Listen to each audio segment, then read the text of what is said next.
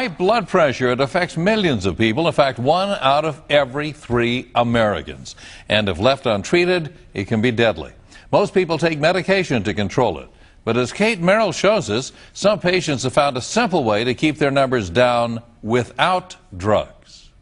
The mad dash to get the kids to school, the crazy commute, and especially work. It's enough to raise anyone's blood pressure. We work on deadlines, and with all the law changes, which keeps me in business, but keeps us also pretty stressed out. Soon, that pressure from running his Cambridge accounting firm began to take a toll on Adrian Kaspar.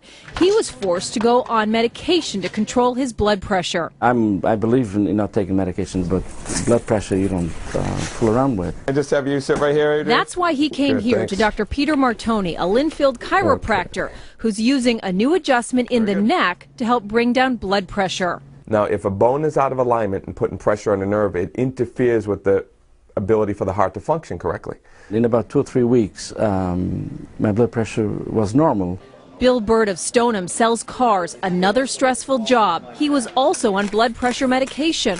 After a few visits to Dr. Martone, his doctor cut his medication in half. Another 30 to 45 days, my blood pressure staying at the levels it is, I'm going to be off at 100%. This treatment is experimental at this point, but studies show it might actually work. This is a very novel concept. Dr. George Bacris is an expert in high blood pressure. He's conducted a small, carefully controlled study with some of his patients at the University of Chicago Medical School. He sent them to a chiropractor for the same adjustment Dr. Martone uses. We saw miraculous changes in blood pressure. We're seeing 12, 13 millimeter reductions in blood pressure. The results were dramatic enough to catch the attention of the federal government.